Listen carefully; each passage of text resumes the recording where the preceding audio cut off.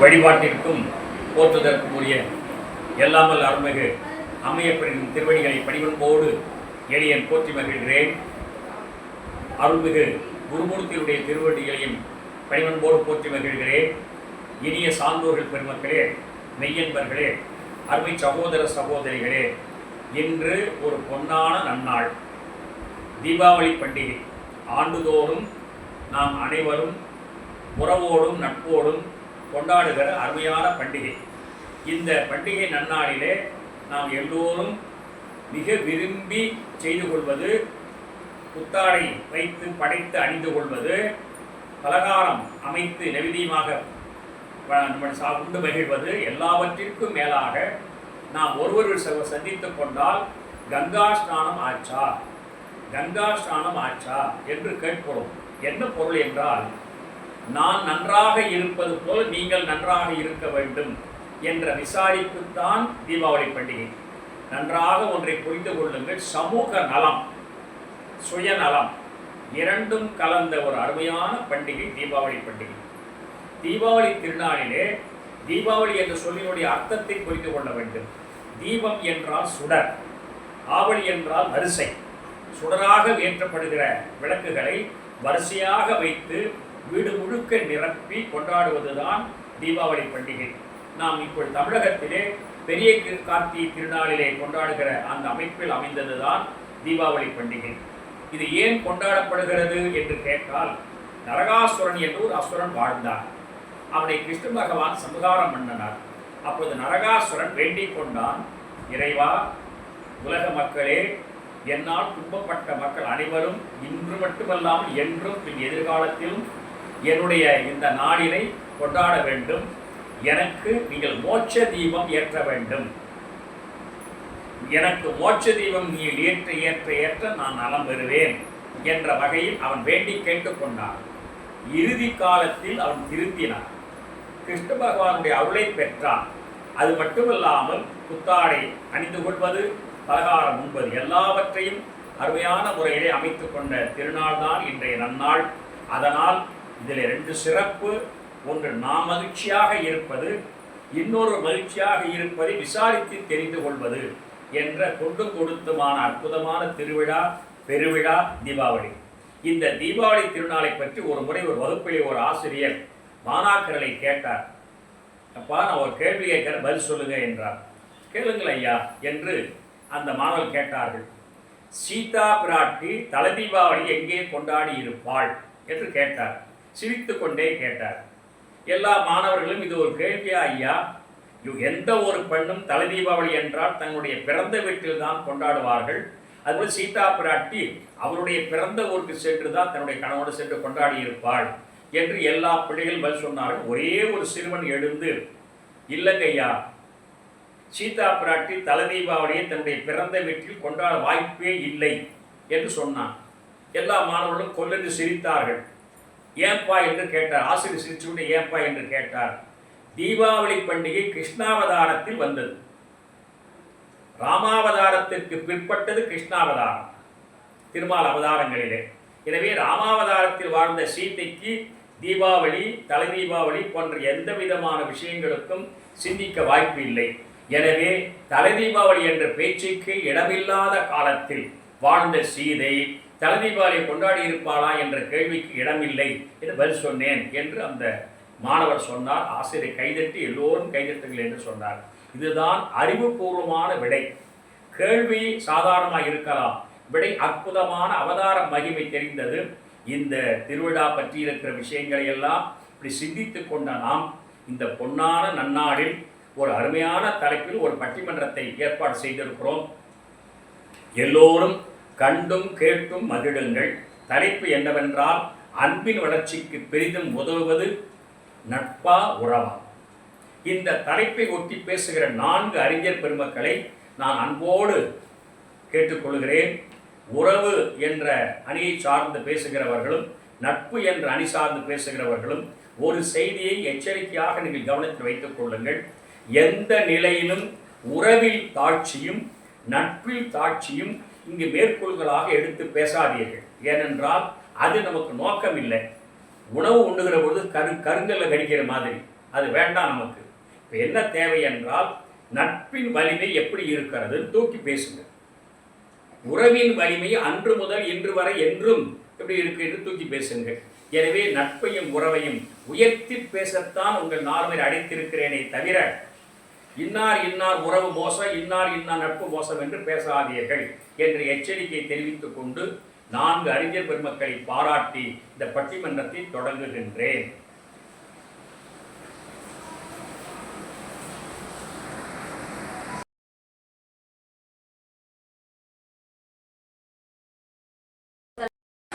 பட்டிமன்றத்தை தொடங்குகிறோம். பட்டிமன்றத்தின் தொடக்கத்தில் அன்பின் வளர்ச்சிக்கு பெரிதும் உதவுவது நட்பே என்ற அணியை சார்ந்து அருமை சகோதரியார் திருமதி ஜீவிதா ஹரி அவர்கள் பேச வருகிறார்கள். பாராட்டி அழைக்கின்றேன். பேரன்பிற்கும் பெருமதிப்பிற்கும் உரிய எங்கள் வாழ்க்கையின் வழிகாட்டியான MS ஐயா அவர்களின் பொற்பாதங்களை பணிந்து எனது அணியில் அன்பின் வளர்ச்சிக்கு பெரிதும் உதவுவது நட்பே என்று பேச வந்துள்ள ஐயா அவர்களையும் வணங்கி எதிரணியில் பேச வந்துள்ள இனிய நட்புகளுக்கு அன்பின் வணக்கங்கள் 1000ஐயும் அளித்து அனைவருக்கும் வணக்கங்களை கூறி எனது பேச்சை தொடங்குகின்றேன். ஐயா, அன்பின் வளர்ச்சிக்கு பெரிதும் உதவுவது நட்பா உறவா அப்படிங்கிறத நீங்க தலைப்பா கொடுத்திருக்கீங்க. மிக அருமையான தலைப்புங்கய்யா. ஆமா, தீபாவளி பட்டிமன்றமா இது அமைந்திருக்கிறதுல மிகுந்த மகிழ்ச்சி. தீபாவளினா என்னங்கய்யா? தீபாவளினா பலகாரம், புத்தாடை, பட்டாசு இதெல்லாம் எப்ப அனுபவிப்போம்? நம்ம வீட்டுக்கு நம்மளுடைய குழந்தைகள் தேடி வரும்பொழுது. வெளியூர்களுக்கு படிக்க போய் வெளியூர்களுக்கு வேலைக்கு போன அந்த குழந்தைங்க தீபாவளி அன்னைக்கு தன்னுடைய குடும்பத்தை பார்க்கறதுக்காக ராத்திரி எல்லாம் டிராவல் பண்ணி வராங்க. ரொம்ப கஷ்டப்பட்டு அவங்க வந்து தன்னுடைய பிறந்த மண்ணை மிதிச்சு முதல்ல அவங்க செய்யறது பாத்தீங்கன்னா தன்னுடைய நட்பை தான் தேடி போவாங்க. நண்பர்கள் கூட இருந்தாதான் தீபாவளி தீபாவளி. FDFSன்னு கேள்விப்பட்டிருக்கீங்களா? First day first show. நண்பர்களும் FDFSம் இல்லாத தீபாவளி தீபாவளியே கிடையாதுங்க. நட்பு தான் சிறந்தது அப்படிங்கிறதுக்கு என்னால 1000 உதாரணங்கள் கொடுக்க முடியும். இன்னைக்கு பாத்தீங்கன்னா வேலை இல்லாத ஒரு இளைஞனை தண்டச்சோறு அப்படின்ற அடைமொழி கொடுத்து உறவுகள் கூட கூப்பிடலாம். ஆனா தன்னுடைய நண்பன் வேலை இல்லாம கஷ்டப்படுறான் அப்படிங்கறத தெரிஞ்சுக்கிட்ட எந்த ஒரு நண்பனும் சும்மா இருக்கவே மாட்டாங்க. ஒரு TCSலயோ ஒரு CTSலயோ ஒரு அமேசான்லயோ வேலை பார்க்குற ஒரு நண்பன் ஒரு வேலை வாய்ப்பு இருந்ததுன்னா உடனே செய்யற காரியம் என்ன தெரியுமாங்கய்யா? தன்னுடைய நண்பனுக்கு போனை போட்டு, டே மச்சான், இங்க ஒரு ஓப்பனிங் இருக்கு, உடனே வந்து ஜாயின் பண்ணிக்க, இன்டர்வியூவை மட்டும் நீ அட்டென்ட் பண்ணு, மத்ததை நான் பாத்துக்கிறேன் அப்படின்னு சொல்லி கை தூக்கி விடுறதுதான் இன்றைய நட்பு. நட்பு இன்னைக்கு மட்டும் இல்ல, காலங்காலமா நட்பு யாரையுமே கைவிட்டதே கிடையாது. எல்லா உறவுலையும் சரிங்கய்யா, நட்புலையும் சரி ஒரு சில இடர்பாடுகள் இருக்கதான் செய்யும். நட்பை பொறுத்த வரைக்கும் அது ஒரு சில தான். எல்லாத்துலயும் தான் மைனஸ் இருக்கு, நட்புலயும் இருக்கலாம். ஆனா இங்க கை தூக்கி விடுற நட்பு தான் அதிகம். முக்கியமா உறவினர்கள் நம்மளுடைய வளர்ச்சியை தடுக்கக்கூடிய நிலையில இருக்கிறாங்க. ஆனா ஒரு நண்பன் தன்னுடைய நண்பனோட வளர்ச்சிக்கு கை கொடுக்கறான். அதுக்கு நானே ஒரு உதாரணம். பல்வேறு இடங்கள்ல என்னுடைய வளர்ச்சி தடைப்பட்டப்ப நட்பு தான் என்னை ஒவ்வொரு இடங்கள்லயும் படிப்பு உனக்கு எவ்வளவு முக்கியம், வேலை உனக்கு எவ்வளவு முக்கியம் அப்படிங்கறத சொல்லி இந்த அளவுக்கு என்னை கை தூக்கி விட்டுச்சு. ஆசிரியர் பணிக்கு நான் வர்றதுக்கு முன்னாடி கணினி துறையில இருந்தேன். அப்படி இருக்கும் பொழுது ஒரு இடத்துல வேலை செஞ்சுக்கிட்டு இருக்கிறப்போ அங்க உங்களை மாதிரி வயதுலையும் அனுபவத்திலையும் மிக உயரிய இடத்துல உள்ள ஒரு நண்பர் எங்களுக்கு கிடைச்சாங்க. அவங்கதான் எங்களுக்கு அந்த வேலையை வாங்கி கொடுத்தாங்க. ஆனா அந்த இடத்துல இருந்த எங்களுடைய ஒரு உறவினரால எங்களுக்கு பலவித வகைகளையும் தொல்லைகள் ஏற்பட்டுச்சு. ஆனா அந்த நண்பர் எங்களை கடைசி வரைக்கும் கைவிடவே இல்லைங்க. உங்களுடைய வேலையில உள்ள தூய்மையும் நேர்மையும் எனக்கு ரொம்ப பிடிச்சிருக்கு, யாரு என்ன சொன்னாலும் பரவாயில்ல, நீங்க செய்யுங்க அப்படின்னு சொல்லி பல லட்சக்கணக்கான ரூபாய் கொண்ட அந்த வேலையை வந்து எங்கள் வசம் ஒப்படைச்சு எங்களோட வாழ்க்கையில ஒரு படி மேல வர்றதுக்கு எங்களுக்கு உதவி செஞ்சாங்க. நட்பு என்னைக்குமே வந்து பாத்தீங்கன்னா ஒருத்தருக்கு பகுத்தறிவை தான் கொடுக்கும். எந்த ஒரு விஷயத்திலுமே கம்ஃபர்ட் ஜோன் அப்படிங்கறத விட்டு என்னைக்கு நாம வெளியில வரமோ அன்னைக்குதான் வளர்ச்சி. அப்ப நம்ம எப்ப வெளில வருவோம்? ஒரு மாணவனோ மாணவியோ படிக்கிறதுக்கோ இல்ல கல்லூரிக்கோ வேலைக்கோ தன்னுடைய கம்ஃபர்ட் ஜோனான வீட்டை விட்டு உறவுகளை விட்டு வெளியில வரும்பொழுதுதான் உண்மையான அன்புனா என்ன, உண்மையான பாசம்னா என்ன அப்படின்னு புரிஞ்சுக்கிறாங்க. இன்னைக்கு ஒவ்வொரு மாணவர்களையும் ஒவ்வொரு குடும்ப பெண்களையும் படுகுடியில தள்ளக்கூடிய அந்த உறவுகளுக்கு பதிலா கை கொடுத்து தன்னுடைய அடிமைத்தனத்திலிருந்து மீட்டெடுக்கிறது நட்பு தாங்கயா. பல்வேறு விஷயங்களை இன்னைக்கு சொல்லி கொடுக்கறதும் நட்பு தான். ஒரு உதாரணத்துக்கு புத்தர் பல உறவுகள் கூட தான் இருந்தாரு, அரண்மனையில தான் வாழ்ந்தாரு. மிகப்பெரிய அரசரை வந்து தன்னுடைய அப்பாவாகவும் மிகப்பெரிய ஒரு யுவராணியை தன்னுடைய மனைவியாகவும் கொண்ட அவரு நல்ல நண்பர்கள் இல்லாத காரணத்தினால தன்னுடைய அரண்மனையை விட்டு வெளியேறாரு. உலகம்னா என்னன்னு தெரிஞ்சுக்க விரும்புறாரு. அவர் தெரிஞ்சுக்கிட்டது அவருடைய நட்புகள் கூட தான். ஞானம் அடையறதுக்கு ஒரு சில நிமிடங்களுக்கு முன்பு கூட அவர் தன்னுடைய நட்புகளோட தான் அளவலாவைக்கு விட்டு இருந்ததா சொல்லப்படுது. அவருடைய மிகச்சிறந்த நண்பரா ஆனந்தரை தான் அவர் வந்து அடையாளப்படுத்துறார். உறவை விட்டு பிரிஞ்சப்ப கூட நட்பை அவர் கைவிடவே இல்லைங்கய்யா. இதை விட இன்னும் முக்கியமான ஒரு சில உதாரணங்களை நான் சொல்ல விரும்புறேன். மகாபாரதத்துல உள்ள துரியோதனன் கர்ணன் நட்பை விடவா வேற நட்பு சிறந்த நட்பா இருந்த போது எந்த ஒரு சூழ்நிலை வந்தப்பையும் கர்ணன் துரியோதனனை விட்டுலையே. அர்ஜுனனுக்கு அந்த இறைவனே ஆபத் பாந்தவனே இறங்கி வந்து தேர் சாரதியா வேலை பார்க்கலையா ஐயா? தன் நண்பனை கை தூக்கி விடலையா? எவ்வளவு ஒரு பக்கம் 1000 சேனைகள் இருந்தாலும் ஒரு நண்பனை தன் கூட வச்சிருந்த அர்ஜுனன் தானே கடைசியில ஜெயிச்சான். ஒரு நல்ல நண்பன் இருந்தா ஆன்மீக வாழ்க்கைக்கும் நம்முடைய இந்த உலக வாழ்க்கைக்கும் மிகச்சிறந்த ஆசானா அந்த நண்பன் விளங்குவான். உண்மையிலேயே அந்த நண்பனை பெறாத ஒவ்வொருவருமே துர்பாக்கியசாலிகள் தான். நல்ல நட்பு கிடைச்ச யாரும் வாழ்க்கையில தோத்து போனதா சரித்திரமே கிடையாது. கபிலருக்கு ஒரு பாரி, ஔவைக்கு ஒரு அதியமான், கிருஷ்ணருக்கு ஒரு குசேலர், ஈசனுக்கு ஒரு சுந்தரர். இது எல்லாமே மடுவுக்கும் மலைக்கும் உள்ள வித்தியாசம். எந்த இடத்துலயுமே ஸ்டேட்டஸே இங்க வரலையா? ஒருத்தர் எங்கேயோ இருக்கார், ஒருத்தர் கீழே இருக்கார். உறவுகள்ல பார்க்கப்படுற அந்த வேறுபாடுகளோ ஏற்றத்தாழ்வுகளோ பணமோ இங்க வரவே இல்லைங்க. இல்லையா? எல்லாமே வந்து நட்பு அன்பு அந்த ஒரு விஷயம் தானே அவங்க 2 பேருக்கு இடையில இருக்கு. இன்னொரு முக்கியமான விஷயத்த சொல்லிக்க விரும்புறேன். உறவு தானா அமையிறது, நட்பு நம்மளா தேடி அமைச்சுக்கிறது. ஒரே ஒரு விஷயத்த சொல்லி நான் என்னுடைய உரையை முடிச்சுக்க விரும்புறேன். மஞ்சுமல் பாய்ஸ்னு ஒரு படம் வந்துச்சு. கண்மணி அன்போடு காதலன் நான் எழுதும் கடிதமே. காதலுக்கு உதாரணமா இருந்த இந்த பாட்டு இன்னைக்கு மக்கள் நட்புக்கு உதாரணமா கொண்டாடி தீர்த்துக்கிட்டு இருக்காங்க.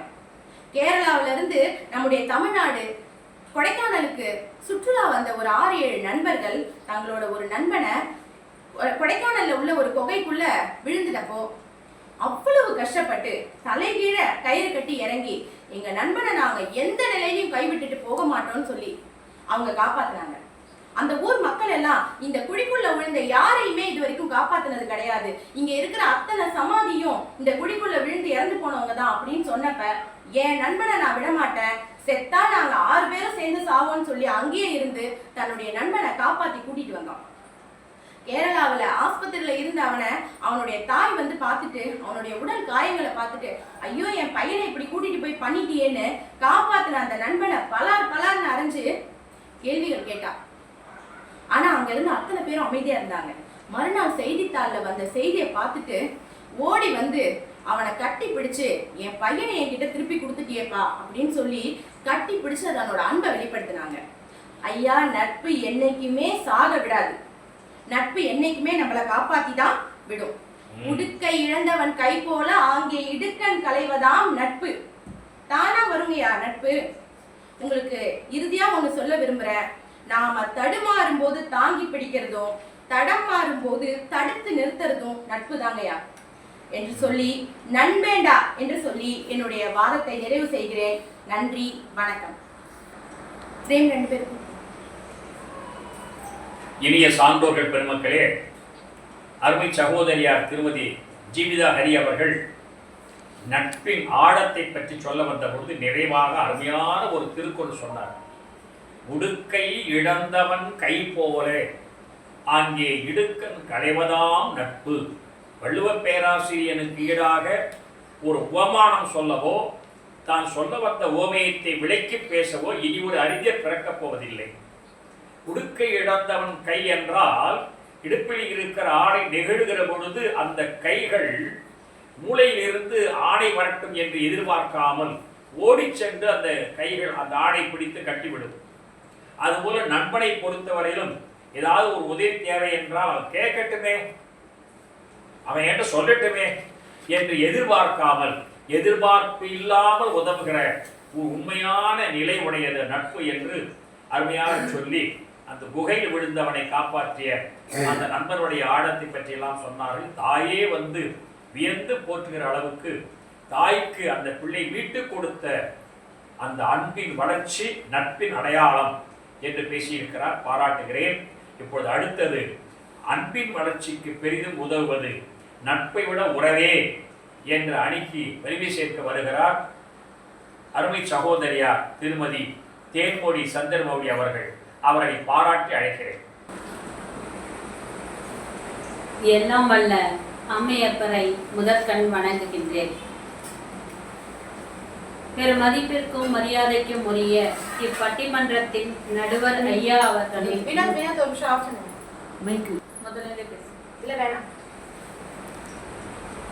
அனைவருக்கும் தீபாவளி திருநாள் வாழ்த்துக்கள். தீபாவளினா என்ன அப்படிங்கிறத நடுவர் ஐயா மிக அழகா எடுத்து சொல்லியிருக்கிறாங்க. இந்த தீபாவளிக்கு நம்மளுடைய தலைப்பை ஒட்டியே கூட ஒரு கருத்தை சொல்லலான்னு இருக்கேன். உறவுகளிடத்திலிருந்து அந்த தீபாவளி வரிசை, அந்த தீபாவளி வரிசை உறவுகளிடத்திலிருந்து தான் வருகிறது. இதுல இருந்தே நம்ம தெரிஞ்சுக்கலாம், உறவுக்கு ஒரு அங்க அதிகாரம் இருக்கு, உறவுக்கு தான் மதிப்புகள் அதிகமா இருக்குன்னு சொல்லலாம்.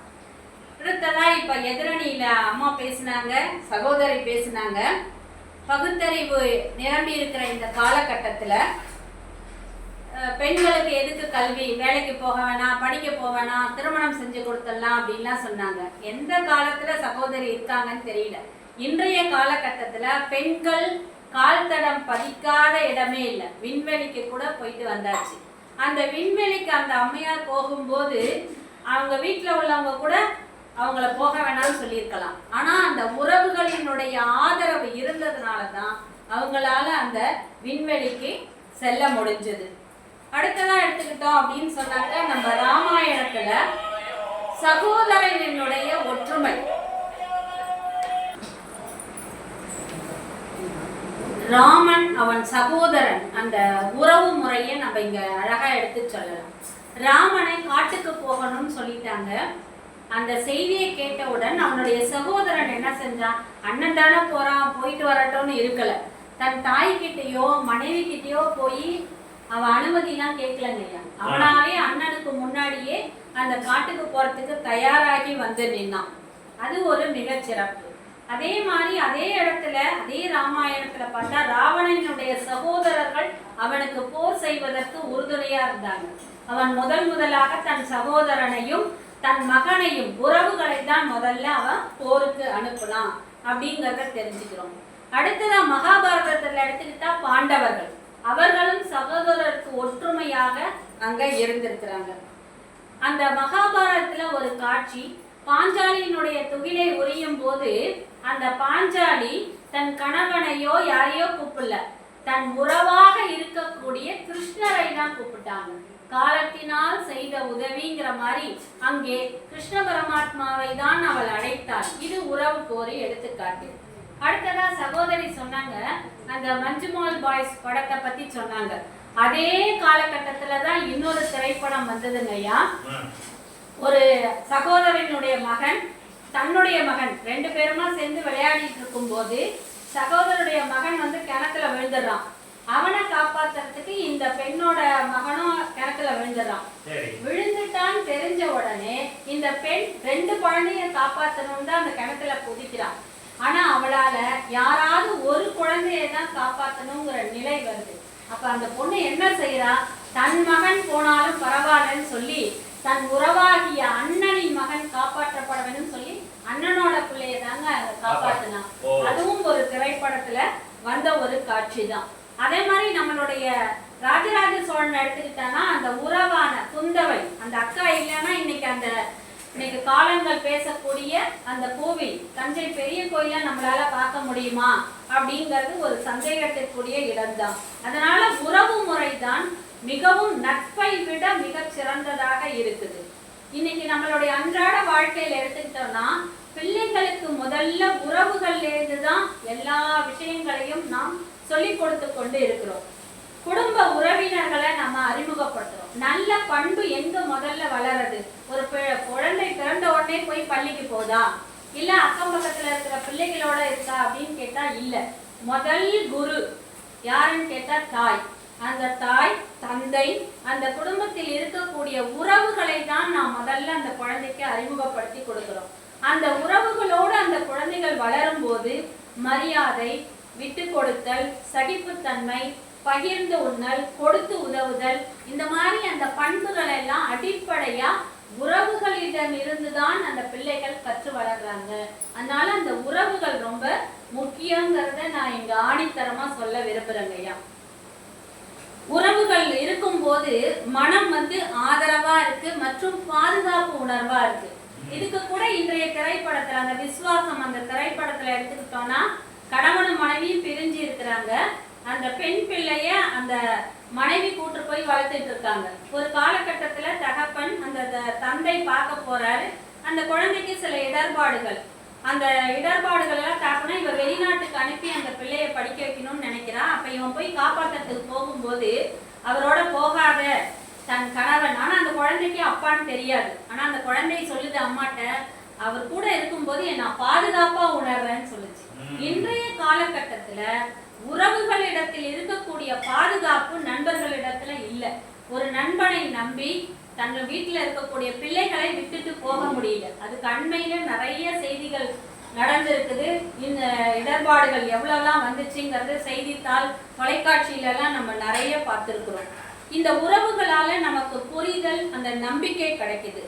அன்பால தான் இந்த உறவுகளை எல்லாம் இணைச்சி நாம கொண்டாடிட்டு இருக்கோம். தீபாவளிக்கு மட்டும் இல்லைங்கய்யா, பொங்கல் எடுத்துக்கிட்டோம்னா அந்த பிறந்த வீட்டிலிருந்து சீர் வரலைன்னா அந்த பெண்ணுக்கு எவ்வளவு மன உளைச்சல் இருக்கும்.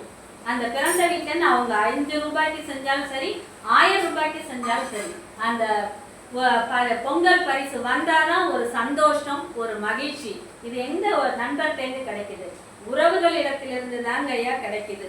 நம்ம அடுத்ததா சகோதரன் சகோதரி உதவுக்கு ஐயாவுக்கு ரொம்ப பிடிச்ச படம், பிடிச்ச நடிகர் சிவாஜி கணேசன். பாசமலர்ல எடுத்துக்கலாம். மலர்ந்தும் மலராத பாதி மலர் போல, அந்த திரைப்படத்தை பார்த்து அழாதவங்களே கிடையாதுங்க ஐயா. அந்த உறவு, சகோதரனுடைய உறவுகளை பத்தி அது மிக சிறப்பா எடுத்து சொல்லி இருக்கு. கடைக்கோட்டிச்சு நிறைய திரைப்படங்களை சொல்லலாம்.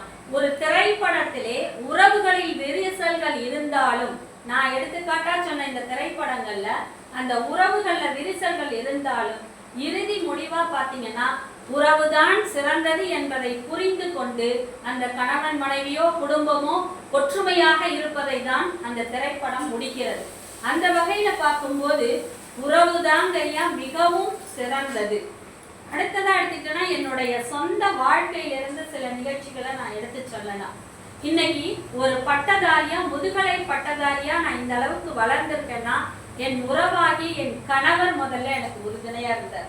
நீ படிக்கணும். மேல நான் ஒரு இடைநிலை ஆசிரியராக தான் பணியில சேர்ந்தேன். அவருக்கு வந்த பதவி உயர்வெல்லாம் விட்டுட்டு கூட என்னுடைய பதவி உயர்த்து அவர் போராடினார். என் கூட இருந்த நண்பர்கள் யாரும் எனக்கு அதற்கான உனக்கு வாய்ப்பு இருக்கு நீ போன் கூட யாரும் சொல்லலைங்கய்யா. அவர் தான் என்னை இருந்து கை தூக்கி விட்டார். அதே மாதிரி எனக்கு இந்த நான் வேலை பார்க்குற பள்ளியில எனக்கு பணி வாய்ப்பு கிடைப்பதற்கு என் பெரிய தந்தை, என் பெரியப்பா உறுதுணையா இருந்தாங்க. இன்னைக்கு ஒரு வேலை வாங்கணும்னா பல லட்சங்கள் செலவாகுது. ஒரு பைசா செலவு இல்லாம எனக்கு அந்த கல்வி நிலையத்துல அந்த பணியை வாங்கி கொடுத்தாங்க. அதே நேரத்துல எனக்கு அரசாங்க பணி கூட வந்தது. எனக்கு கொஞ்சம் அரசாங்க பள்ளிக்கு போலாமே, தனியார் பள்ளியில வேணான்னு நினைச்சேன். ஆனா அவங்க சொன்னாங்க, நம்மளை நம்பி இந்த இடத்துல உனக்கு இந்த பதவியை கொடுத்துருக்காங்க, அதுக்கு நீ நன்றி உள்ளவளா இருக்கணும்னாங்க. கிட்டத்தட்ட இன்னைக்கு 35 ஆண்டுகளாக அந்த பள்ளியில என் பணியை நான் சிறப்பா செஞ்சிட்டு இருக்கேன்னு நினைக்கிறேன் ஐயா. அடுத்ததா இந்த உறவுகள்ல எடுத்துக்கிட்டேன்னா என்னுடைய அம்மா படிக்கும் போது ஒவ்வொரு நாளும் சொல்லி என்னை வளர்த்தாங்க. நான் படிக்கணும்னு ஆசைப்பட்டேன், என் தாய் தந்தை என்னை படிக்க வைக்கல. உங்களுக்கு தேவையான கல்வியை நான் கொடுக்குறேன், கல்வி உனக்கு கை கொடுக்கும்னாங்க. இன்னைக்கு அந்த கல்வி எனக்கு கை கொடுத்திருக்கு. நான் துவண்டு நிற்கும் போதெல்லாம் என்னை தோள் கொடுத்து தட்டி சீராட்டி பாராட்டி என் தாய் தந்தை இந்த அளவுக்கு கொண்டு வந்தாங்க. அடுத்ததா என் சகோதரன், இன்னைக்கு எங்க அப்பா அம்மா இல்லைங்கய்யா, ஆனா என் சகோதரன் இன்னைக்கும் எந்த ஒரு நிலையிலையும் நம்ம அக்கா கஷ்டப்படக்கூடாது அப்படிங்கிற நிலையில எனக்கு எல்லா விதத்திலையும் உதவி செஞ்சிட்டு இருக்கான், நல்லா என்னை பார்த்துட்டு இருக்கான். அதுல நான் அந்த உறவு தான் எனக்கு. நண்பர்கள் எல்லாரும் கைவிட்டாங்க, என்னை பின்னால் இருந்து கைத்தட்டி சிரித்தவர்கள் ஏராளம்.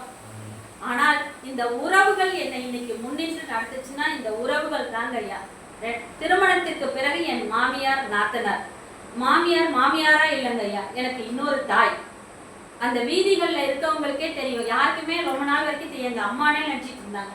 அதுக்கு பிறகுதான் அவங்க மாமியார்னே எல்லாருக்கும் தெரிய வந்துச்சு.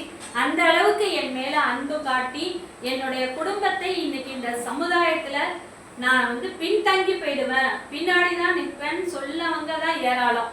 ஆனா இந்த சமுதாயத்துல இந்த அளவு நான் முன்னேறி என் பிள்ளைகளையும் நல்லா படிக்க வச்சு ஒரு வீடு வாங்கி இந்த அளவுக்கு சமுதாயத்துல உயர்ந்து நிற்பதற்கு என் குடும்ப உறவுகள் தான் எனக்கு ஆணித்தரமாக பின்னால் இருந்து உதவி செய்தார்கள். அந்த வகையில நான் பார்க்கும்போது உறவுகள் தாங்க ஐயா மிகச் சிறந்தது. நம்மளுடைய இந்த வளர்ச்சிக்கு உறுதுணையாக இருப்பது உறவுகள் தான். உறவுகள் பல இருந்தாலும் நாம் வாழ்ந்தால் மகிழ்வதும் வீழ்ந்தால் அழுவதும் சில உறவுகள், அது நண்பர்கள். நம்மை உலகமே கைவிட்டு சென்றாலும் நமக்காக நம்மோடு பயணிக்கும் உயிர் உறவுகள் தான் எப்போதும் என்று சொல்லி இந்த வளர்ச்சிக்கு, அன்பின் வளர்ச்சிக்கு பெரிதும் உதவுவது உறவே என்று சொல்லி நல் வாய்ப்பினை அளித்தமைக்கு நல் வணக்கங்களை கூறி விடைபெறுகிறேன். நன்றி, வணக்கம். இனிய சான்றோர்கள் பெருமக்களே, அருமை சகோதரியார் திருமதி தேன்மொழி சந்திரமௌழி அவர்கள் அன்பின் வளர்ச்சிக்கு பெரிதும் உதவுவது உறவே என்ற அணிக்கு அருமையான முறையிலே பல விவாதங்களை வைத்தார்கள். குறிப்பாக தன் கணவர் தனக்கு எந்த வகையில் உதவி செய்து என்னை இந்த அளவு உருவாக்கி தந்தார். ஏனென்றால் உலகத்தில் ஒரு பழமொழி உண்டு, ஒவ்வொரு ஆண்மகனுடைய உயர்வுக்கும் ஒரு பெண் துணையாக இருப்பாள் என்று. ஆனால் இவருடைய வாழ்க்கையில் இவருடைய உயர்வுக்கு இவருடைய கணவராக இருக்கிற ஆண் துணையாக இருந்து கொண்டிருக்கிறார் என்பது ஒரு மகிழ்ச்சியான செய்தி. எனவே இவருடைய மாமியார் எனக்கு தாய் போல இருந்தாங்க என்றெல்லாம் சொல்லி அவர் உருக்கமாக பேசிய பேச்சு பாராட்டுகிறேன்.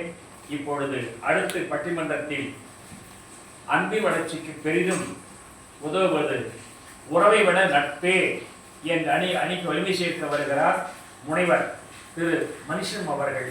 அவரை பாராட்டி அழைக்கின்றேன். இல்லாமல்ல இறையர்களையும் குருவர்களையும் வணங்கி குலதெய்வத்தின் திருவர்களையும் வேண்டி வணங்குகின்றேன். பேரன்பிற்கும் பெருமதிப்பிற்கும் உரிய நடுவர் அவர்களை வணங்கி மகிழ்கின்றேன். என்னுடைய அன்பு சகோதரியார் ஞான பூங்கோதை விழாவிற்கு வந்திருக்கிறார்கள், அவர்களையும் வணங்குகின்றேன். இருபால் நண்பர்களையும் அணியின் சார்பாக வாதிடுகின்ற அனைத்து நண்பர்களையும் வணங்கி மகிழ்கின்றேன்.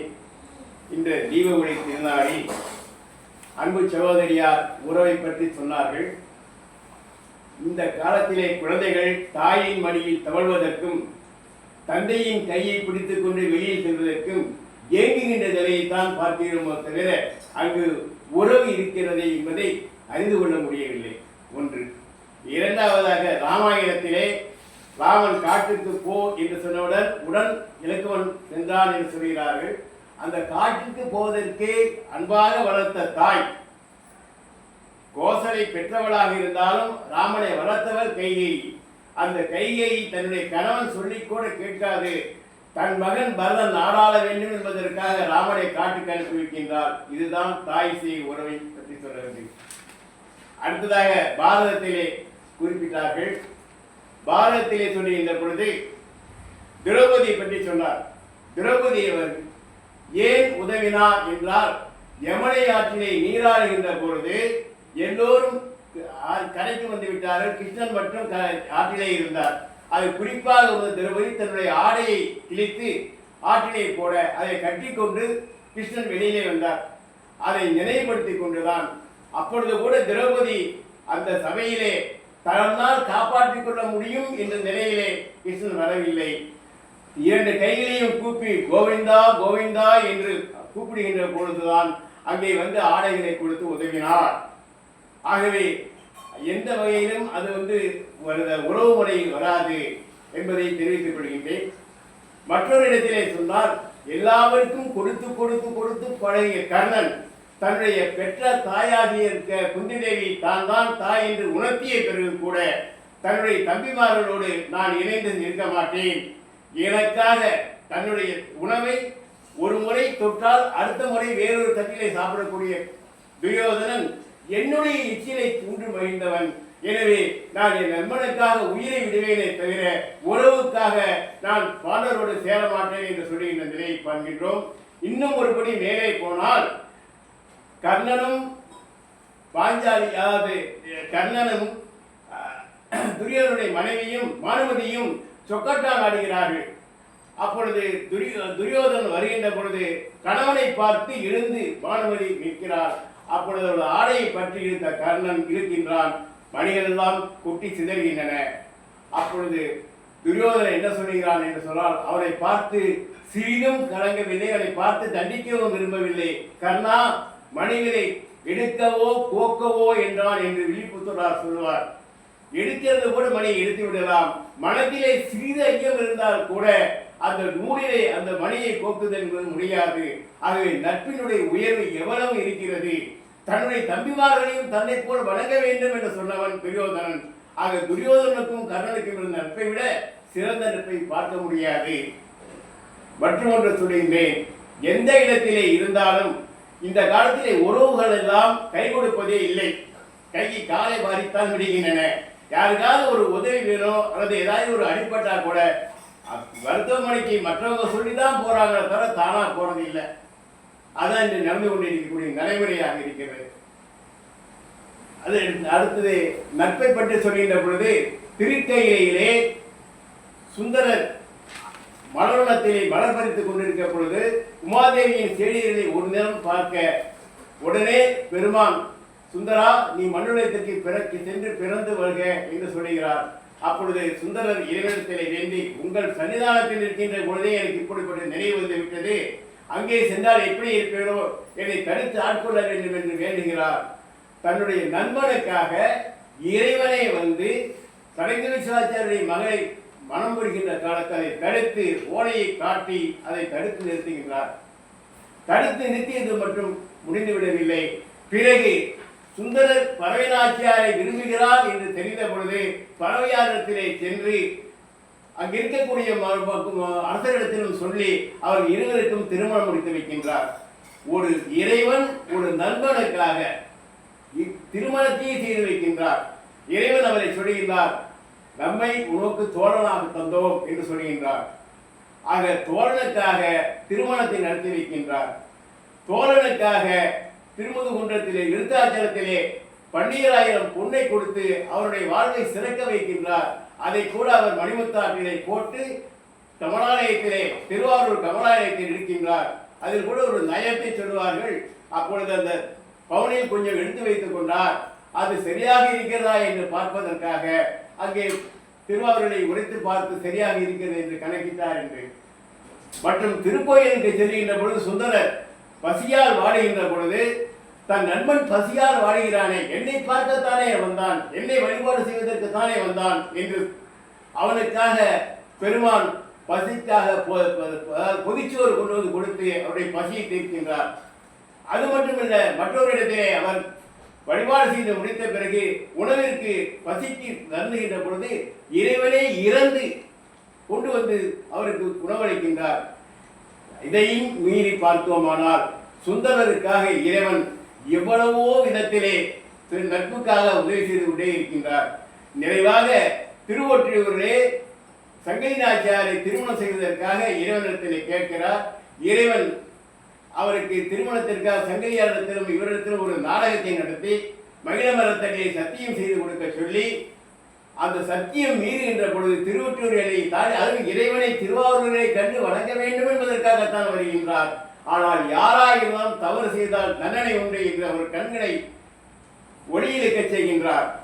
நகுதல் பொருட்டென்ற நட்பு உயிரிக்கன் மேற்சென்று இடித்தல் பொருட்டு நட்பு என்று திருவள்ளுவர் சொல்வார். அதுபோல நண்பன் தவறு செய்தாலும் அவருக்கு தோழனாக இருந்தால் கூட தவறுதான் என்று எடுத்துக் கொள்கிறார்.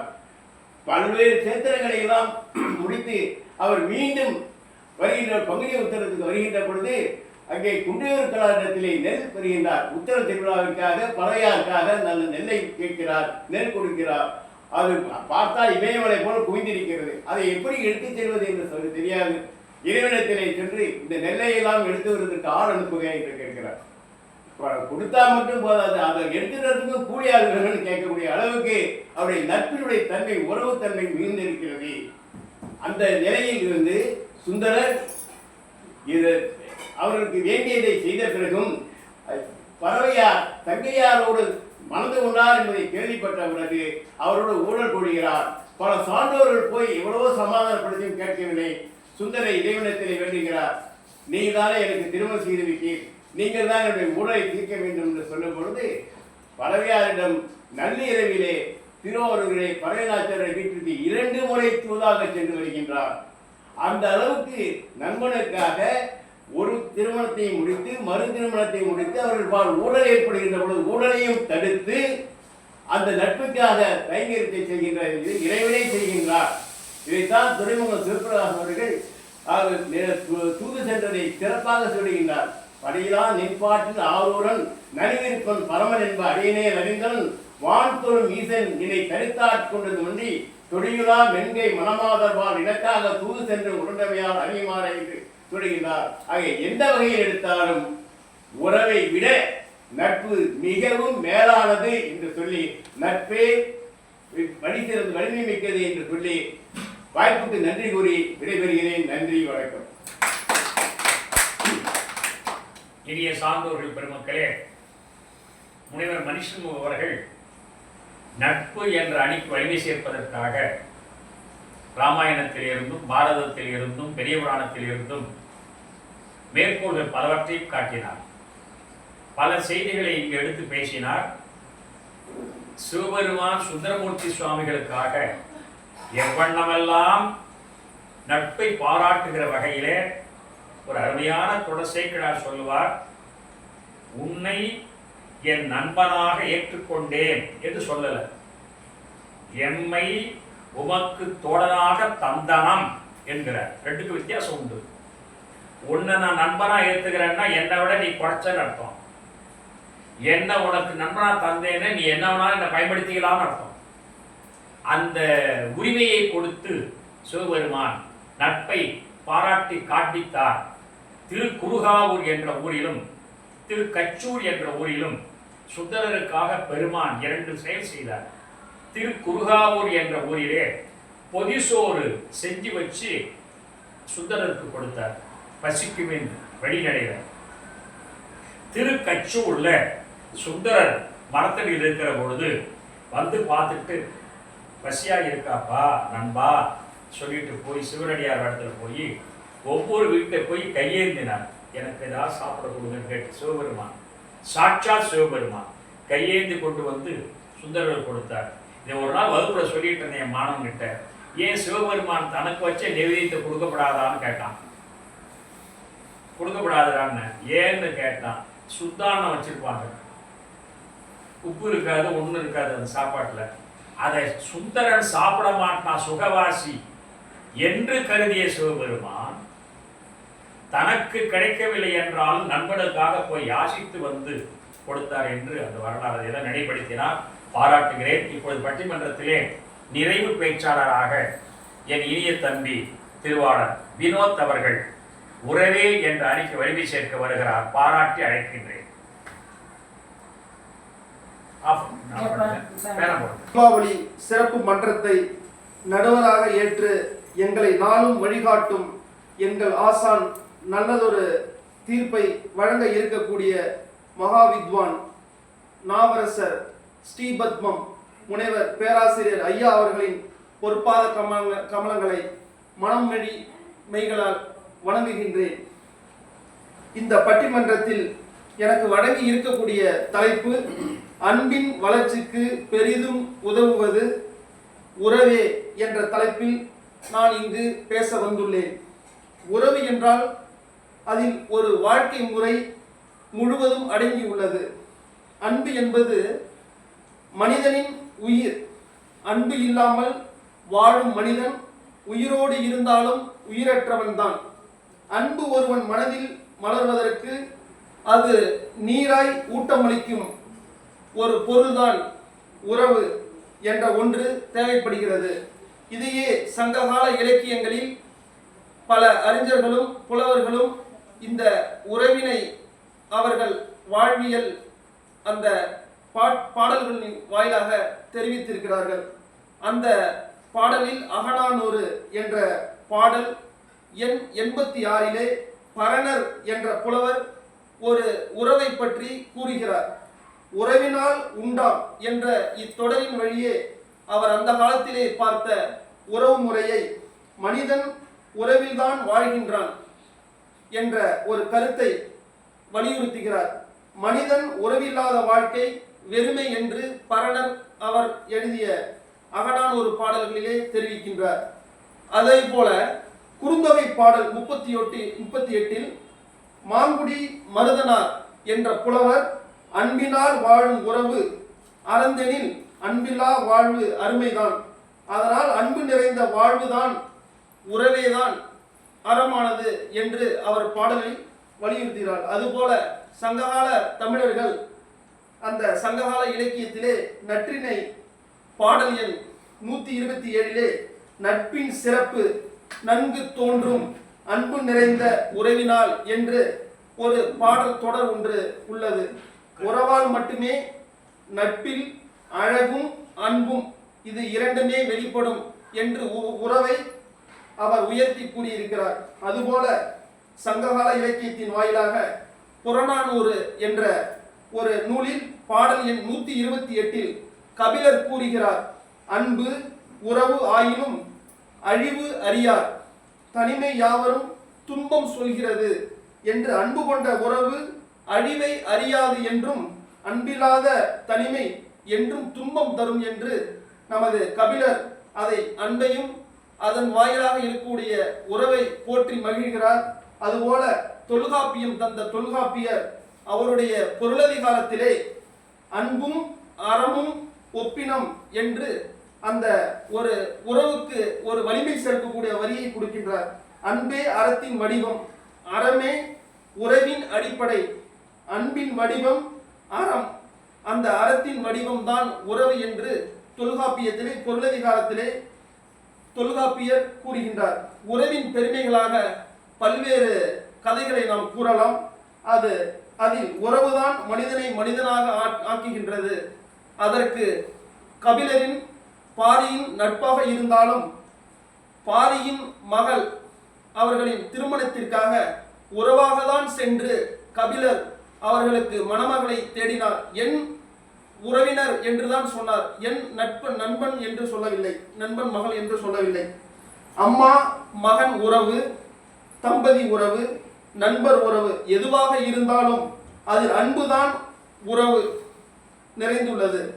இறுதியாக அன்பு தனிமையில் மலராது என்றும் அது உறவில்தான் வளர்ச்சி பெறுகிறது. உறவில் இல்லாத அன்பு பாழாகும், அன்பில்லாத உறவு அர்த்தமற்றது. ஆகையால் நமது முன்னோர்கள் வகுத்த வழியில் நம் உறவே அன்பின் வளர்ச்சிக்கு பெரிதும் உதவுவது உறவே என்ற தலைப்பு வெறும் சொற்கள் அல்ல, அது தமிழரின் வாழ்வின் சுருக்கமே என்று கூறி இந்த வாய்ப்பளித்த ஐயா அவர்களுக்கும் இந்த பார்வையாளர் அனைவருக்கும் என் வணக்கத்தையும் நன்றியும் மீண்டும் மீண்டும் தெரிவித்து விடைபெறுகிறேன். நன்றி, வணக்கம்.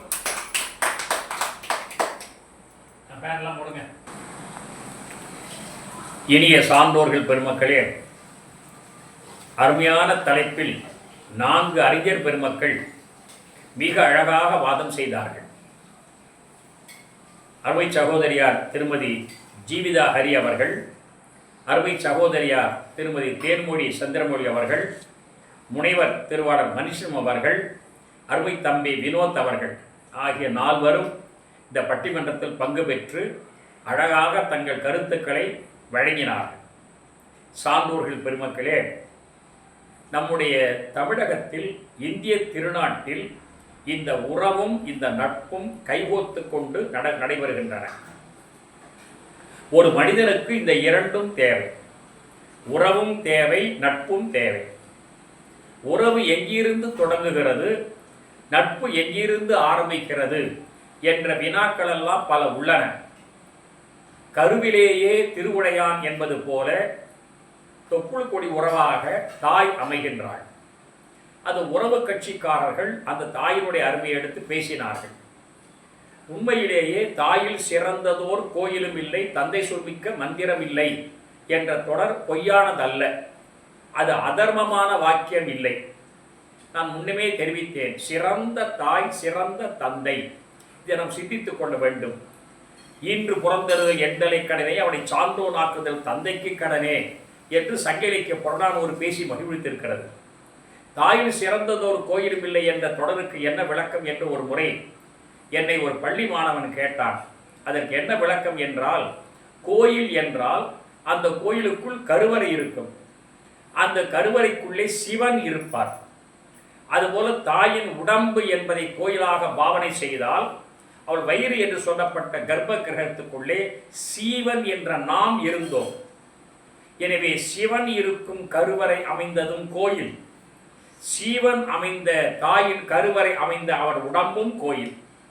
அதனால்தான் முன்னோர்கள் தாய் நடந்து வந்தாள் என்றால் ஒரு கோயிலே நடந்து வருவது போல என்று கருதினார்கள். அவள் எதுவும் செய்ய வேண்டாம், 10 மாதம் சுமந்தா பாருங்க. ஈடு இணையற்ற உறவு. சும்மா முன்னோர்கள் முட்டாள்கள் இல்லை. மாதா பிதா குரு தெய்வம் என்று சொல்லப்பட்ட அந்த அடுக்கு மொழியில் முதலில் மாதாவைத்தான் வைத்தார்கள், அதன் பிறகுதான் பிதா. ஏனென்றால் மாதா தான் பிதாவை காட்ட முடியும், இவர் தான் உங்க அப்பான்னு. அவளை தவிர வேற யாராலும் காட்ட முடியாது, அவளுக்கு தான் தெரியும் பிதா யார் என்று. எனவே சாட்சி ரூபமான தந்தையை கூட அடையாளம் காட்டக்கூடிய ஆட்காட்டு விரலுக்கு சொந்தக்காரி தாய் தான். அதனால மாதாவை முன்னே வைத்தார்கள். அது மட்டுமல்ல, தாய் 10 மாதம் நிறைமாத கர்ப்பிணியாக கட்டில் படுத்திருக்கிறாள். ஒரு வீட்டில் நடந்தது. அவருடைய தந்தை போய் இப்படி தலையை கோதி விட்டு கொண்டு, ஏம்மா எழுந்து உட்கார்ற கண்ணு, தூக்கம் வரலன்னா வாடகை தோலை பிடிச்சி நடக்கலான்னு சொன்ன பொழுது, இல்லப்பா என்னால் எழுந்து உட்காரவும் முடியல, மல்லாக படுக்கவும் முடியல, ஒரு கிழிச்சி படுக்கவும் முடியல, அப்படியே தோலை பிடிச்சி நடக்கவும் முடியல. நான் ஒன்னே ஒன்று கையெடுத்து கேட்குறேன்ப்பா, இதுக்கு எனக்கு என்னையப்பா விடுதலை, இந்த நிறைமாத கர்ப்பிணிக்கு எனக்கு என்னையப்பா விடுதலை.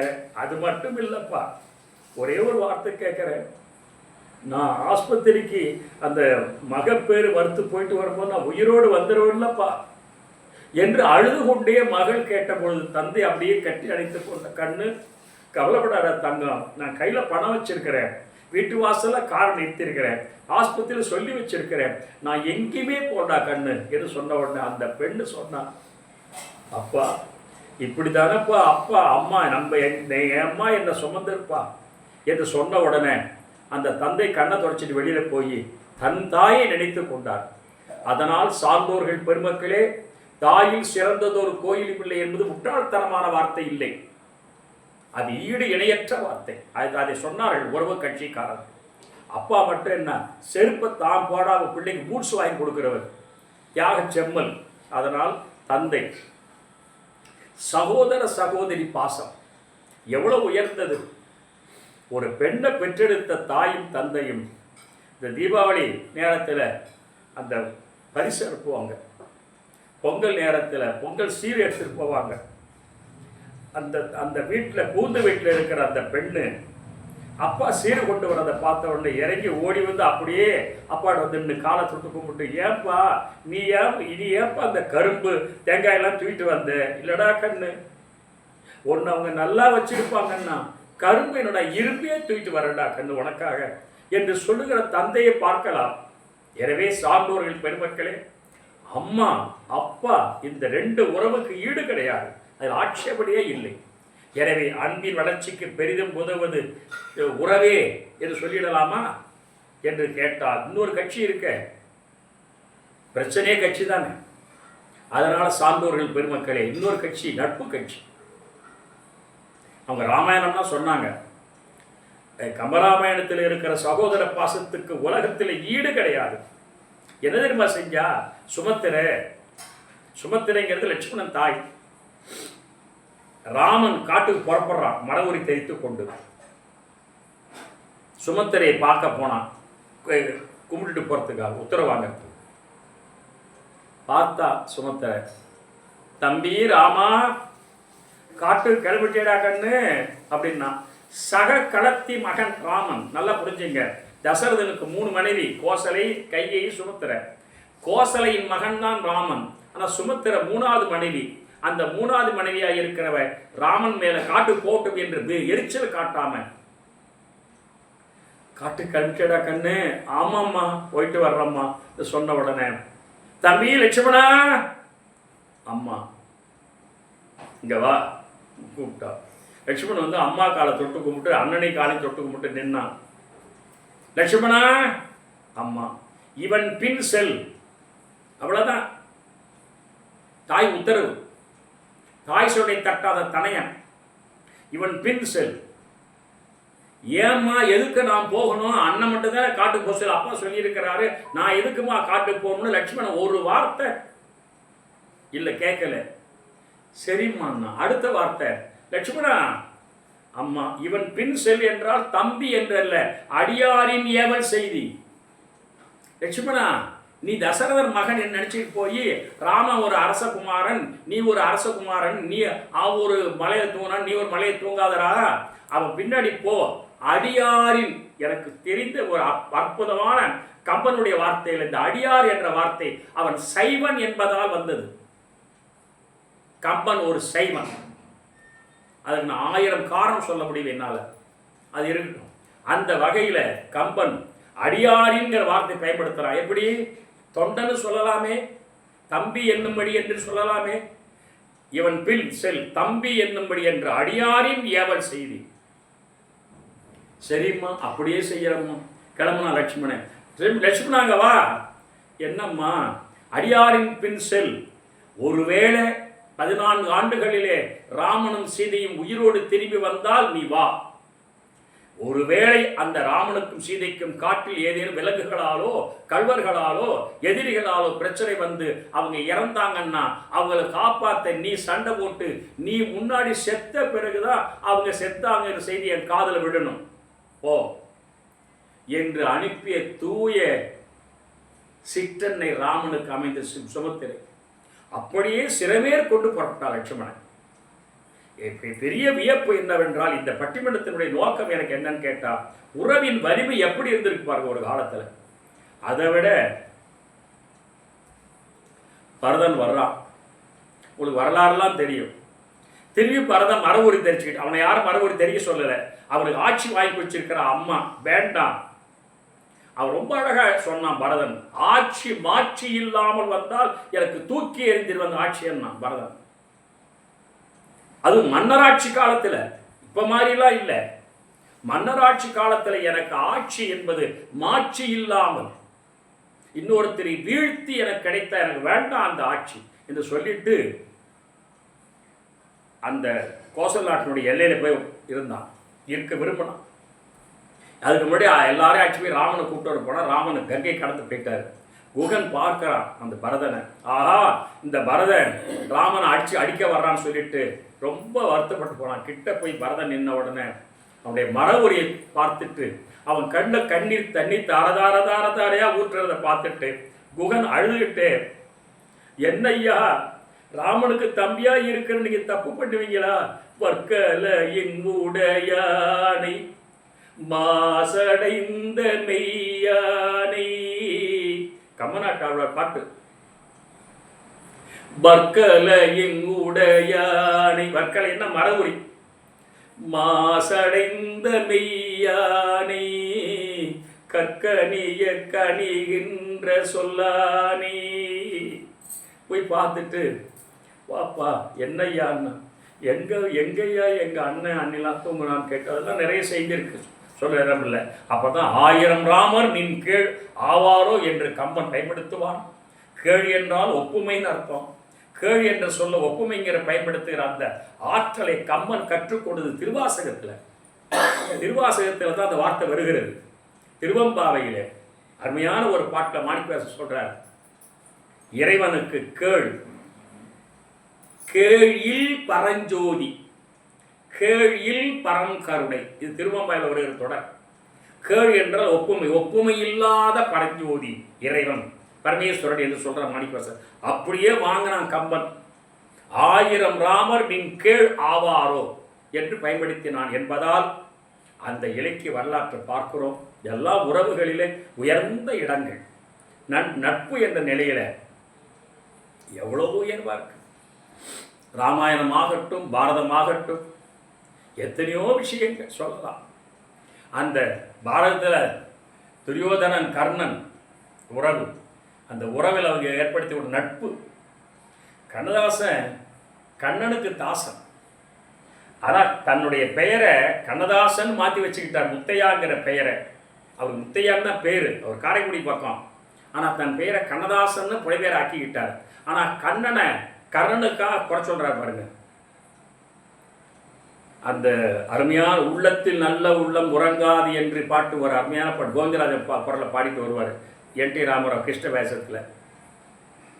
தாய்க்கு நீ மகனில்லை, தந்தை தம்பிக்கு அண்ணனில்லை, ஊர்பழி ஏற்றாயடா கர்ணா உன் பழி கொண்டேனடா. இதை யார் சொல்றா? கண்ணபெருமானே சொல்றார். இப்ப உன் பழியை நான் கொண்ட ஏன் தெரியுமா? நீ நட்புக்காக தாண்ட உயிர் விட முடிவெடுத்துட்ட. உங்க அம்மா வந்த பொழுது அம்மா நான் வரமாட்டேன் அது மட்டும் சொல்லலை. கிளம்புனா குந்தி, அம்மாங்க வா. என்னடா கர்ணா, என்னடா மகனே, இப்போ எனக்கு சத்தியம் பண்ணி கொடு, 2 வரம் கொடுன்னு கேட்டான் கர்ணன். அது யாரும் சொல்றது இல்லை. 2 வரம் கொடுன்னு கேட்டான். எல்லாருக்கும் வாரி வழங்குற என் மகன் கொடையாளி, நீ ஏண்டா கையேந்திர? குடுமா 2 வரம் கொடுமா. தரண்டா கண்ணு, என்ன வரம் எனக்கு வேணும்? நான் சாகும் வரை நான் தான் உன் மகன் சொல்லக்கூடாது. ஏண்டா நீ போய் அங்க தர்மன் கிட்ட சொல்லிட்டா தர்மனோ அர்ஜுனனோ பீமனோ என்னை கொண்டு வரமாட்டாங்க. என் நண்பனுக்காக நான் சாகும் பாக்கியம் எனக்கு கிடைக்காம போயிடுமா? நட்புன்னா இது நட்பு. என் நண்பனுக்காக நான் சாகிற பாக்கியத்தை பெற விரும்புகிறேன். நீ போய் தர்மன் கிட்ட, தர்மா அந்த கர்ணன் உன் அண்ணன்டா, எனக்கு மூத்த மகன் சொல்லியிருந்தா ஒருத்தரும் வந்து சண்டை போட மாட்டான், என்னை கொல்ல மாட்டான், வேண்டாமா போய் சொல்லாத. என்னடா தம்பி, நீதான் என் மகன்னு தெரிஞ்ச பிறகு சொல்ல வேண்டாம்னு சொல்ற. நீ என்னை ஆற்றில் பெட்டியில் வச்சு அமிச்ச பாரு, அதுக்கு இதாமா தண்டனை. நான் தெரிஞ்ச பிறகு சொல்லாம இரு. பின்ன எப்படா சொல்லணும்? நான் இறந்த பிறகு, நான் போர்க்களத்தில் இறந்து கிடக்கிற பொழுது வந்து என் மடியில் தூக்கி போட்டு அனாதை பிணம் இல்லை இவன் என்று எனக்கு முகவரி கொடுமா என்று கேட்டுக்கொண்டான் கர்ணன். இதை மட்டும் கர்ணன் கேட்டுக்கொள்ளலன்னு சொன்னான். கர்ணனை அவங்களே வந்து அழைச்சி போயிருப்பாங்க. எனவே நண்பனுக்காக உயிர் விடுகின்ற வாய்ப்பை பாக்கியமாக கருதிய மிகப்பெரிய நண்பன் கர்ணன். அது மட்டும் இல்லை, எல்லாரும் சொன்ன மாதிரி பெரிய புராணத்தில் உலகத்திலேயே அப்படி நட்பை பார்க்க முடியாது. சுந்தரா சுவாமி பாடு, நான் என்ன சொல்லி பாடுவேன் சுவாமி? திருவண்ணூர் கேட்கிறார் சுந்தரர். எனக்கு ஒண்ணுமே தெரியாது சுவாமின்னா. என்ன பித்தன்னு வைத்தியே, என்ன பித்தான்னு வைத்தியே, பைத்தியமானி என்று என்னை திட்டிய அதே வச்சு பாடுறா. இந்த உலகத்துல எந்த நண்பன் தன்னை திட்டியவனை பார்த்து என்ன பாடுறா, அதை வச்சே பாடுறா என்று சொல்லி கேட்டு ஒரு பாட்டை வாங்கிக்குவார், தமிழ் பாட்டை, பித்தா பிரைஸ் ஓடின்னு. அது மட்டும் இல்லை, பல இடங்களில் சொல்லலாம். அந்த தண்டிச்சது போனதெல்லாம், கண் பறித்ததெல்லாம் எல்லாம் போகட்டும். கடைசியில சுந்தரா சுவாமி திரு அஞ்சை களத்தில் போய் நிற்கிறார். பறவை நாச்சியாரையும் சங்கிலி நாச்சியாரையும் ஞாபகம் இல்லை, மறந்துட்டார். ஏன்னா அந்த ஊழ்வினை முடிஞ்சிருச்சு, இந்த பிராரத்த கர்மா முடிஞ்சு போச்சு. அது மட்டும் இல்லை, சுவாமி என்ன பண்ணார் தெரியுங்களா? அந்த கைலாயத்தில் பார்த்த அணிந்ததை கமலினி என்ற 2 பெண்களும் இந்த மண்ணுலகத்தில் சுந்தரர் போட்டு வந்து பிறந்திருக்கிறார்கள். கமலினி என்பவள் பரவினாட்சியார திருவாரூர் கடந்திருக்கிறார். அணிந்திதை என்ற அந்த பெண்ணு திருவொற்றியோடு சங்கிலி நாச்சியார பிறந்திருக்கிறார். இது இரண்டும் தெரியாத நிலையில் சுந்தரர் அவங்க அப்பா சடையனார் புத்தூர் சடங்கு விஸ்வாசருடைய பெண்ணை மனம் பேசி கல்யாணத்துக்கு ஏற்பாடு மணவரையில் சுந்தரர் உட்காந்துட்டார். பக்கத்தில் பொண்ணு உட்காந்துருக்கிறார். சிவபெருமானுக்கு என்ன ஒரு வருத்தம்னு கேட்டால், இவன் இந்த கர்மாவை அனுபவிக்கத்தான் போயிருக்கான். அப்போ பறவையை சங்கிலியை தான் கல்யாணம் பண்ணிக்கணும், அப்போதான் கர்மா அனுபவம் முடியும். இந்த பொண்ணை கல்யாணம்னா புது ஆகாமியம் சேர்ந்து போயிடும். என் நண்பனுக்கு புதிய வினை சேர நான் ஒத்துக்கொள்ள மாட்டேன் என்று தன்னுடைய நண்பனுக்கு வினை சேர கூட ஒத்துக்கொள்ளாமல், நண்பன்னா அப்படிலாம் இருக்கணும், கடகட்டும் அவனா அனுபவிக்கிட்டு சொல்லி கைட்டு விடாம ஓடி வர்றார், தடுக்கிறார். இதில் பெரிய வியப்பு என்னவென்றால், அவெல்லாம் கல்யாணம் விட்டு பத்திரிகை அனுப்பணும் போக மாட்டோம்.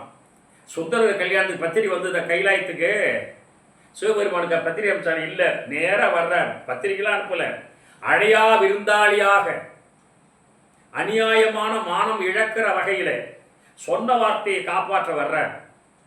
வந்தால் மணவர்களை உட்காந்துருக்கு. சுந்தரர் வச்சு பைத்தியமானி, ஒரு அந்தனுக்கு அடிமையாவது வழக்கம் இல்லை, பைத்தியமாடாரி என்று திட்டுகிற பொழுது சிவபெருமான் பித்தனாயினும் ஆக பேயன் ஆயினும் ஆக வித்தகம் பேச வேண்டாம் பணி செய்ய வேண்டும் என்றான் என்று சேக்கிழார் பாடுவார். அதாவது கர்ம யோகம்னு இதுக்கு பேர். ஒருத்தருக்கு உதவுறதுன்னு முடிவு பண்ணிட்டா, யாருக்கு உதவி செய்ய அவங்களே நம்மளை திட்டுனாலும், அவங்களே நம்மளை கேவலப்படுத்தி பேசினாலும் அந்த உதவியை மறுக்காம செய்வதுதான் உதவியின் உயர்வு, நட்பின் உயர்வு. சிவபெருமான் மானம் பார்க்கல. நீங்க ஒன்று தெரிஞ்சுங்க, பிரஸ்டீஜ் பார்த்துட்டு உதவுறது உறவு, பிரஸ்டீஜுக்கு முக்கியத்துவம் கொடுக்காம உதவுறது நட்பு. இப்போ சிவபெருமான சுந்தர கூப்பிட்டார பத்திரிக்கை கொடுத்து வான்னு இல்லையே, போற போய் பாட்டு வாங்குற, நான் கர்மயோகம் செஞ்சார். உடனே அப்புறம் எல்லாம் சொல்லி இங்கே அவமானப்பட்டு எல்லாம் போகிறார். இந்த ஓலையவர் கீழ்ச்செஞ்சார், அதில் வரலாறுலாம் உங்களுக்கு தெரியும். அப்படிப்பட்ட சுந்தரரை அப்படியே கொஞ்சம் கொஞ்சம் கொஞ்சம் கொஞ்சமாக அவனை செம்மைப்படுத்தி அவரை நெறிப்படுத்தி, இன்னொரு விஷயம் சொல்கிறேன், திருத்தொண்ட தொகை பாட வேண்டும் என்று சிவபெருமான் சுந்தரை வச்சு முடிவெடுத்துட்டார். ஏன் என்ன ஒரு மாணவன் கேட்டான், ஞானசம்பந்தர், நாவுக்கரசர், சுந்தரர், மாணிக்கவாசர் 4 பேர்ல திருத்தொண்ட தொகை என்ற அடியார் வணக்கத்தை பாடுவதற்கு ஏன் சுந்தரர் சிவபெருமான் தேர்ந்தெடுத்தார் என்று ஒரு கேள்வியை கேட்டான் என் பையன். என்னுடைய மாணவன் பல கேள்வி கேட்டிருக்கான். இதுக்கு என்ன பதில்னு கேட்டார். சுவாமி பார்த்துக்கிட்டே இருக்கிறார். திருவதிகைக்கு சுந்தரர் வர்றார். அதாவது திருவெண்ணிநல்லூர் கொண்டடியார சிதம்பரம் வர வழியில் திருவதிகை இருக்கு பட்டோட்கிட்ட. அங்கே ஒருத்தர் சொல்கிறாங்க, இங்கே தான் அப்பரடிகள் உழவார பணி செஞ்சார்னு. அப்பரடிகள் கை விரல்கள் பட்ட மண்ணை என் காலால் மிதிக்க மாட்டேன் என்று அடியார் வணக்கம் முத ஆரம்பிக்கிறார். திருநாவுக்கரசராய் எனக்கு முன்னே வாழ்ந்த அந்த பெருமான் கைப்பட்ட விரலைப்பட்ட அந்த மண்ணை என் காலால் மிதிப்பது மகா பாவம். ஆண்டவனை மதிக்க தெரிந்த நான் அடியவரை மதிப்பேன் என்று முதல் வாழ்ந்து நான் திருவதி கோயிலுக்குள்ளே திருவதிக்கு எல்லைக்குள்ளே போகிற சித்தப்படத்தை படுத்துடுறார். பார்த்தார் சிவபெருமான், நான் கோயிலுக்குள்ளே இருக்கிற சுவாமி, இவன் கோயில் எல்லையில் படுத்து கிடக்கிறான் சொல்லிட்டு, சுவாமி என்ன பார்க்க வராதவனை நான் என்ன அவனை பார்க்க வேண்டியிருக்குன்னு அவர் பிரஸ்டீ பார்க்காம நேராக வந்து சித்தோட மடத்தில் வந்து சுந்தர படுத்திருக்க இடத்துல அவர் தலைக்கு நேராக காலை வச்சு படுத்துக்கிறார். சுந்தரர் கேட்கிறார், பெரியவரே என்னது நியாயம் இல்லை, என் தள்ள உங்க கால் படுது. வயசாகி போச்சுப்பா தம்பி, எனக்கு சரியா கண்ணு புரியலன்னு திரும்பிப்படுத்துக்கிறார். கொஞ்ச நேரம் கழிச்சு வந்து திரும்ப தலையில காலை வச்சு படுத்துக்கிறார். பெரியவரே நியாயம் இல்லை, இது என் தலையில உங்க கால் படுது. ஏச்சினடி என்ன தெரியலையாடா உனக்குன்னு சொல்லிட்டு மறைஞ்சிட்டார். அப்பதான் சுந்தர பாடுறார், தம்மானை அறியாத சாதியார் உளரோ என்று பாடுறார். இப்ப சுவாமி முடிவெடுத்துட்டார், நம்ம கோயிலுக்கு வர்றத கூட ஒரு அடியார் கைவிரல் பட்ட மண்ணை மிதிக்க மாட்டேன்னு நம்ம கோயிலுக்கு வர்றத கூட ஒத்தி வைக்கிறான், எல்லையில படுத்துக்கிறான், இவன் தான் திருத்தொண்ட தொகை பாட சரியான ஆளு என்று சுவாமி ஜட்ஜ்மெண்ட் பண்ணிட்டார். அதன் அடிப்படையில் தான் திருவாரூர்ல அடியாருக்கு அடியவனாக தன்னுடைய தொண்டரை நண்பனை பாட வைக்கிறார். இன்னொரு விஷயம் சொல்லட்டுமா உங்களுக்கு, எனக்கு நண்பன் என்னைப் போலவே அடியவருக்கு தொண்டனா இருக்கணும். நான் அடியவருக்கு தொண்டன். அடியாருக்கு எளியன் சிற்றம்பலவன் தில்லை என்று அருமையான பாட்டு உங்களுக்கு தெரியும், உமாவிஸ்வாச்சாரியர் கொடுத்தது. அடியாருக்கு எளியன் சிவபெருமான், அடியாருக்கு தொண்டன் சுந்தரமூர்த்தி சுவாமி, 2 பேரும் நண்பர்கள். பார்த்துக் கொள்ளுங்க. அதில் கடைசியாக சொல்லி முடிச்சிடுறேன். திரு அஞ்சைக்களத்தில் யானை அனுப்புகிறார். சுந்தருக்கு எத்தனை வயசுல இருக்குன்னு நினைக்கிறீங்க? அப்போ 18 வயசு. 16 வயசுல ஏற்பாடு பண்ண கல்யாணம் நின்று போச்சு. அதுக்கப்புறம் 2 வருஷம்தான். இந்த 2 ஆண்டுகளில் பல யாத்திரை, பல 100 மைல். இதுக்கிடையில் பறவை கல்யாணம், சங்கிலி கல்யாணம், இல்லை கண்டு போய் எல்லாம் உடம்பெல்லாம் சீக்காய் பண்ணுது. இவ்வளவு எத்தனை நாட்கள் 2 மனைவியோட வாழ்ந்துருப்பார் அவர் எல்லாம் இருக்கட்டும், எல்லாம் முடிஞ்சு போச்சு. திரு அஞ்சை காலத்தில் எல்லாத்தையும் முடிஞ்சு போச்சு. சேரமான் பெருமான் நாட்கள் எல்லாம் முடிஞ்சு போச்சு. அப்போ சிவபெருமான் சரி வயசு அவனுக்கு 18 ஆயிடுச்சு, அவன் எல்லாம் அனுபவிச்சுட்டான், தீவினையெல்லாம் தீர்ந்து போச்சு. அவனுக்கு யானை அனுப்படா அனுப்பிச்சு திருமால், பிரம்மா, இந்திரன், வாயு, வருணன் அத்தனை பேரை கூட அனுப்பிச்சு, எல்லா தேவர்களையும் அனுப்பிச்சு, திரு அஞ்சைக்களத்தில் என் நண்பன் சுந்தரன் இருக்கிறான், அவனை போய் இந்த யானை மேலே ஏற்றி அடிச்சுட்டு வாங்க. புறம் திரு அஞ்சைக்களம் டு கைலாயம். யானை பறக்குது. பறக்குமா யானைன்னு கேட்கலாம். சிவபெருமான் அம்ச யானை பறக்குது. பறந்தா திரு அஞ்சைக்களத்தில் தானேனை முன்படைத்தான் அது அறிந்துதன் பொன்னடிக்கே. அருமையான பதியம் பாடுறாரு. அதில் என்ன சொல்ல வர்றாருன்னா, இந்திரன் மால் பிரமன் எழிலார் மிகு தேவரெல்லாம் வந்தெதிர் கொள்ள என்னை மத்த யானை அருள் புரிந்தான். இந்திரன் இதில் இன்னைக்கு பொய்யில்லை, சேக்கிழ படம் மட்டும் இல்லை. இந்திரன் மால் பிரமன் எழிலார் மிகு தேவரெல்லாம் வந்து எதிர்கொள்ள எனக்கு மத்த யானை அருள் புரிந்தான் என்று பாடியிருக்கிறார் என்றால் அது மட்டும் இல்லை, நேராக அங்கே கைலாயம் போனாங்கிறால் அருமையான விஷயம். கைலாயம் போனோடனே சேர்மான் பெருமானும் கூட போனார். அவர் வெளியில் நின்று சுந்தரர் உள்ளே போனார்.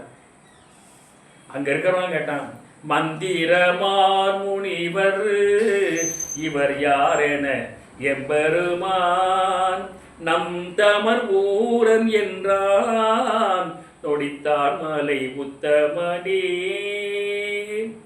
திருக்கைலாய மலையில் சுந்தரமூர்த்தி சுவாமிகள் இறைவனால் ஏற்றுக்கொள்ளப்பட்ட மட்டுமல்ல, என்னுடைய தமருங்கிற சொல்லுக்கு உறவினன் என்கிற பொருள் இருந்தாலும் அவர் வாழ்நாளெல்லாம் நண்பராகவே வாழ்ந்து உயர்ந்து விட்டார் என்பதால் நட்பு உறவாகலாம், உறவு நட்பாக முடியாது என்பதால் நட்பே வென்றது என்று கூறி விடைபெறுகிறேன். நன்றி, வணக்கம்.